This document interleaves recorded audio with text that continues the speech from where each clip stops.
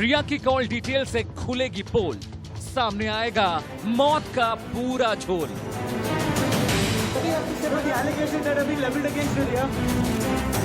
किसको किए गए कितने कॉल, रिया से ज्यादा बोल रहा है फोन कॉल।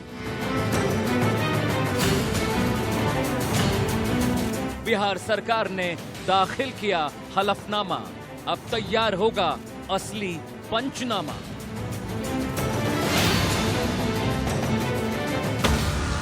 बिजनेस मैनेजर से सेक्रेटरी, सबकी जांच, बड़े बड़े लोगों तक पहुंचने लगी है आंच।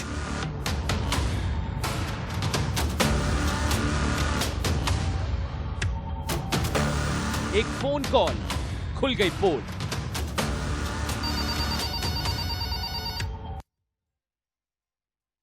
तो हम लगातार अपनी कवरेज पर बने हुए हैं। रिया का कबूलनामा, कॉल डिटेल से खुलासा।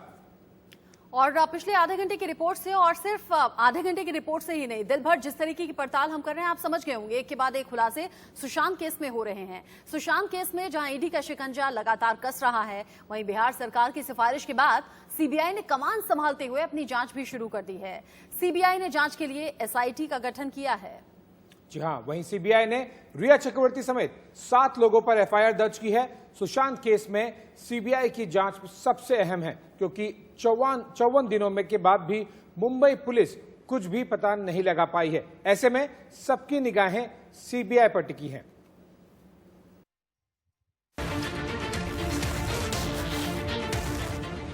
अधिकतम 7 साल की जेल, धारा 380 चोरी, सजा अधिकतम 7 साल की जेल।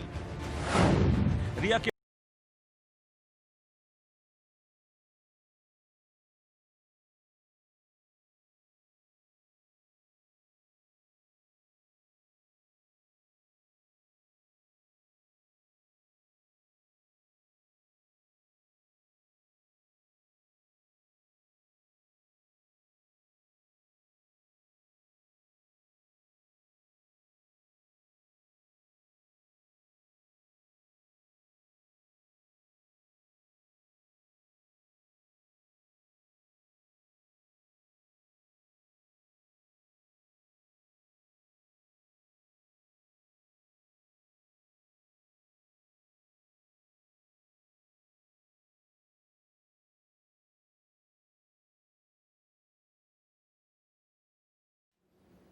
तो ये केस जितना पेचीदा नजर आ रहा है, उसके बाद एक के बाद एक खुलासे भी हैरान भी कर रहे हैं, परेशान भी कर रहे हैं। क्रिमिनल लॉयर हमारे साथ संदीप शर्मा जी जुड़े हुए हैं, उनसे कुछ जानने की हम कोशिश करेंगे।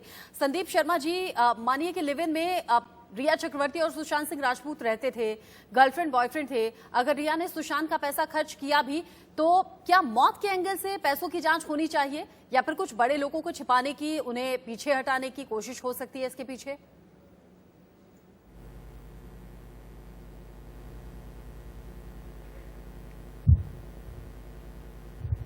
संदीप शर्मा जी, आवाज मिल रही है आपको?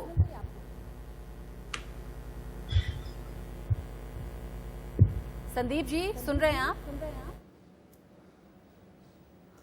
संदीप जी से दोबारा हम कनेक्ट करने की कोशिश करेंगे। अभिषेक हमारे साथ लगातार बने हुए हैं। अभिषेक, ये चर्चा लगातार लोगों की जुबान पर है कि क्या सिर्फ पैसों की तरफ लोगों का माइंड डाइवर्ट किया जा रहा है? क्या सिर्फ पैसे के लेन देन पर, क्या ईडी की पूछताछ पर ही हम लोगों की नजरें टिकी रहें? जो बड़े लोग थे, नेपोटिज्म का सवाल था, बॉलीवुड में कई नाम थे, अंडरवर्ल्ड डॉन, अंडरवर्ल्ड कनेक्शन का भी नाम था, इन सब बातों को क्या पीछे हटा दिया गया है? क्या जानबूझकर ऐसा हो रहा है?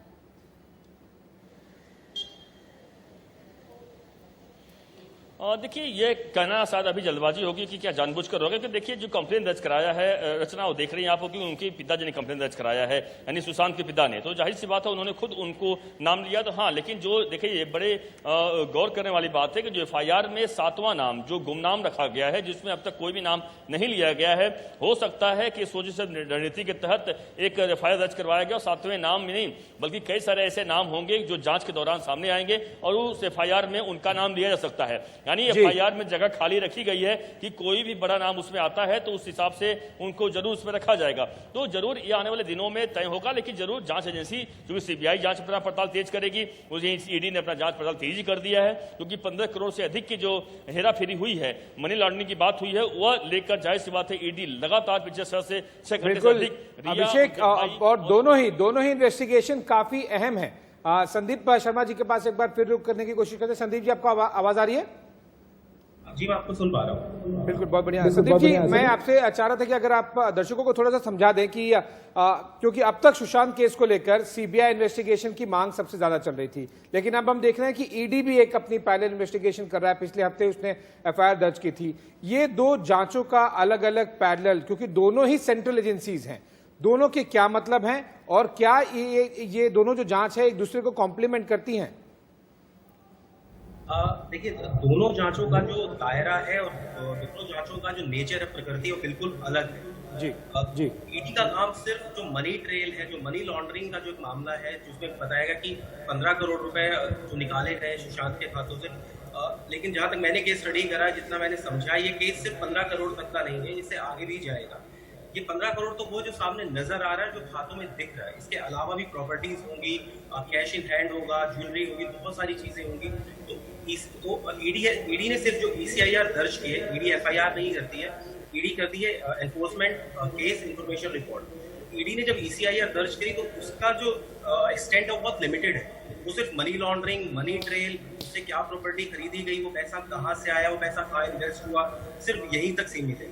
लेकिन अगर सीबीआई की एफआईआर की बात करें तो सीबीआई की एफआईआर एट बरबटम, उन्होंने जो बिहार की जो पटना पुलिस की जो एफआईआर थी, उसको उन्होंने कॉपी किया, उसी को उन्होंने फाइल रजिस्टर किया। लेकिन दो बहुत बड़े फर्क नजर आए मुझे सीबीआई की एफआईआर में और पटना पुलिस की एफआईआर में, कि सीबीआई ने तो एक 7वें नंबर पे जो एक्यूज था उसको अननोन रखा, यानी कि वो एम्बिट बिल्कुल खाली रखा है सीबीआई ने, कि उसमें कितने भी लोग जिनका नाम नहीं है वो सब उसमें शामिल हो सकते हैं। यानी सीबीआई की जांच का दायरा उस एफआईआर के जो कंटेंट है उससे बहुत बड़ा होने वाला है। जो दूसरा फर्क मुझे महसूस हुआ, जो मुझे बहुत साफ नजर आया, कि जब पटना पुलिस ने एफआईआर दर्ज की थी तो प्लेस ऑफ अकरेंस में उन्होंने 2 चीज लिखी थी, पटना और मुंबई। लेकिन जब सीबीआई ने एफआईआर करी तो उन्होंने पटना और मुंबई के साथ अदर प्लेसेस भी लिखा है। तो इसका मतलब या तो पटना पुलिस के पास ऐसा कोई कंटेंट या बिल्कुल बारीक बात पकड़ी है शर्मा जी, क्योंकि जिस तरह से हम देख रहे हैं कि ये इन्वेस्टिगेशन को लेकर काफी कुछ पेचीदा बात है और अब उसमें 7वां नंबर का जब अक्यूज खाली के रखा जा रहा है, इसका मतलब है कि काफी जांच और जो आरोपी हैं वो बढ़ेंगे। अगली रिपोर्ट पर नजर डालते हैं। सुशांत की कॉल डिटेल, दोनों बहनों को कॉल किया गया। साथ ही साथ हम आपको बता दें कि 8 जून की कॉल डिटेल की रिपोर्ट यह है कि रानी सिंह सुबह 8:35 पर सुबह सुशांत सिंह राजपूत को कॉल की, जिसके कॉल ड्यूरेशन लगभग 11 मिनट और 38 सेकेंड था।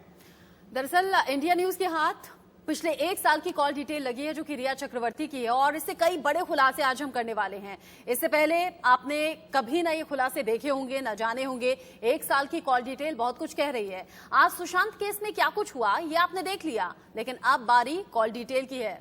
बिल्कुल, और अब आपको वो कॉल डिटेल्स के बारे में बताएंगे कि जिस तरह से काफी कुछ इन्वेस्टिगेशन केवल और केवल कॉल डिटेल्स पर आकर रुक गई है, और क्योंकि ये वो कॉल डिटेल्स हैं जो इंडिया न्यूज के हाथ में लगी हैं, उनमें पिछले 1 साल में रिया ने जिससे बात की है उसका पूरा ब्यौरा है। पहले ये रिपोर्ट देखिए, फिर इस पर सवाल भी हम आज उठाएंगे।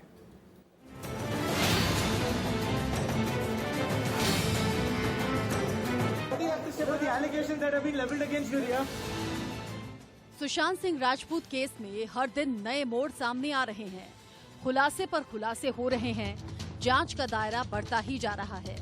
रिया चक्रवर्ती से पूछताछ हो रही है। इस बीच अब रिया चक्रवर्ती की कॉल डिटेल्स भी सामने आ चुकी हैं, और ऐसा लग रहा है मानो रिया से ज्यादा रिया का फोन कॉल बोल रहा है, जिसमें सबसे बड़ा खुलासा ये हुआ है कि रिया ने 8 से 14 जून के बीच में महेश भट्ट, सुशांत के पिता के सिंह और उनके दोस्त सिद्धार्थ पिठानी से भी बातचीत की थी। रिया पर सुशांत के अकाउंट से 15 करोड़ रुपए हड़पने और उन्हें सुसाइड के लिए उकसाने जैसे गंभीर आरोप लगे हैं। रिया से मनी लॉन्ड्रिंग मामले के तहत ईडी पूछताछ भी कर रही है। पूरी डिटेल आपको बताएंगे, लेकिन उससे पहले जानिए पिछले 1 साल में रिया की कॉल डिटेल्स क्या कहती हैं। रिया ने अपने पिता यानी कि इंद्रजीत चक्रवर्ती से 1122 बार बात की। शौविक चक्रवर्ती जो कि रिया चक्रवर्ती का भाई है, उससे 886 बार बात हुई। श्रुति मोदी जो कि सुशांत की पूर्व बिजनेस मैनेजर है और अब रिया की मैनेजर है, उसके और रिया के बीच में 808 कॉल्स हुई हैं। सैंडी चक्रवर्ती के साथ रिया की 537 बार बातचीत हुई। सैमुअल मिरांडा से 289 कॉल्स, जबकि सुशांत सिंह राजपूत जो कि रिया के बॉयफ्रेंड हैं, उससे रिया की 1 साल में सिर्फ 137 कॉल्स और 2 ही मैसेजेस हुए। जबकि महेश भट्ट से 16 बार रिया ने फोन पर बात की। यहाँ हैरान करने वाली बात यह है कि रिया ने सुशांत से ज्यादा बात अपनी मैनेजर श्रुति मोदी से की है। श्रुति मोदी सुशांत की भी मैनेजर रह चुकी हैं, इसलिए उस पर भी शक का दायरा ज्यादा बढ़ गया है, क्योंकि रिया ने 808 बार यानी कि पूरे साल का हिसाब लगाया जाए तो दिन में लगभग 2 बार से ज्यादा श्रुति से बात की। इसी तरह से सैंडी चक्रवर्ती से भी लगभग दिन में ढेर सारी बातें रिया की होती थी। तो सैमुअल मिरांडा से दिन में 1 बार रिया की बात होती थी। ये कुछ ऐसा खुलासा है जिसकी तह तक अगर ईडी पहुंच गया तो हो सकता है सुशांत की मौत का राज भी जल्द से जल्द खुल जाए। Bureau report, India news. और उम्मीद की जा रही है कि इस कॉल डिटेल से भी कई खुलासे होंगे। 1 साल में 16 बार महेश भट्ट से बातचीत और सिर्फ 137 बार सुशांत सिंह राजपूत से रिया चक्रवर्ती की बात हुई है। बिल्कुल, और अब हम इस कवरेज को बना के रखेंगे, लेकिन ब्रेक पे जाएं। उस ब्रेक के जाने से पहले एक नजर डाल लेते हैं सुर्खियों पर। सुशांत सिंह राजपूत की मौत को लेकर लगातार सवाल हम उठा रहे हैं और इसी से जुड़ा हुआ एक बेहद अहम नाम है दिशा सालियान। दिशा की मौत सुशांत की मौत से ठीक 1 हफ्ते पहले हुई थी। दिशा सुशांत की मैनेजर रह चुकी थी और रहस्यमय तरीके से उनकी मौत हुई, ठीक वैसे ही जैसे कि सुशांत की मौत हुई। अब बीजेपी नेता नारायण राणे ने दिशा की पोस्टमार्टम रिपोर्ट के हवाले से ये दावा किया है कि दिशा के प्राइवेट पार्ट में चोट थी। जी हाँ, यानी कि दिशा के साथ मौत से पहले कोई अनहोनी हुई थी। नारायण राणे के इस दावे ने हर तरफ सनसनी फैला दी। पोस्टमार्टम रिपोर्ट क्या कहती है वो आपको बताएंगे, लेकिन इससे पहले देखिए कि नारायण राणे का क्या दावा है और उस दावे से पैदा हुई सुशांत की मौत की थियरी क्या है। ये वो चेहरा है जिसकी मौत का सच न जाने कितने चेहरों को बेपर्दा कर देगा। ये वो लड़की है जिसकी मौत का रिश्ता सुशांत सिंह की मौत से जुड़ रहा है। ये तस्वीर है सुशांत की मैनेजर रही दिशा सालियान की, उसी दिशा सालियान की जिसकी मौत सुशांत की मौत से 1 हफ्ते पहले हुई थी। हालात रहस्यमय थे, कहानी खुदकुशी की थी, ठीक वैसी ही थी जैसे सुशांत सिंह राजपूत की मौत की कहानी है। 8 जून को दिशा सालियान की मौत हुई। बताया गया कि उसने अपने घर से कूदकर आत्महत्या कर ली और फिर 14 जून को सुशांत सिंह राजपूत अपने फ्लैट में मृत पाए गए। पुलिस की जांच चल रही थी, दिशा और सुशांत की मौत के कनेक्शन की पड़ताल की जा रही थी, लेकिन इसी बीच बीजेपी नेता नारायण राणे ने ऐसा सनसनीखेज खुलासा किया जिसने हर तरफ सनसनी फैला दी। तो महाराष्ट्र के पूर्व मुख्यमंत्री नारायण राणे ने एक बड़ा दावा किया है कि कुछ गलत हुआ था दिशा सालियान के साथ, लेकिन ये सब कुछ सामने आएगा, चाहे वो सीबीआई की जांच हो या फिर ईडी की, और तह तक दोनों एजेंसियां जो केंद्रीय एजेंसियां हैं वो जाएंगी और पता लगाएंगे कि क्या केवल सुशांत की मौत वाला मामला है या ये डबल मर्डर मिस्ट्री है। कोशिश इंडिया न्यूज की भी है कि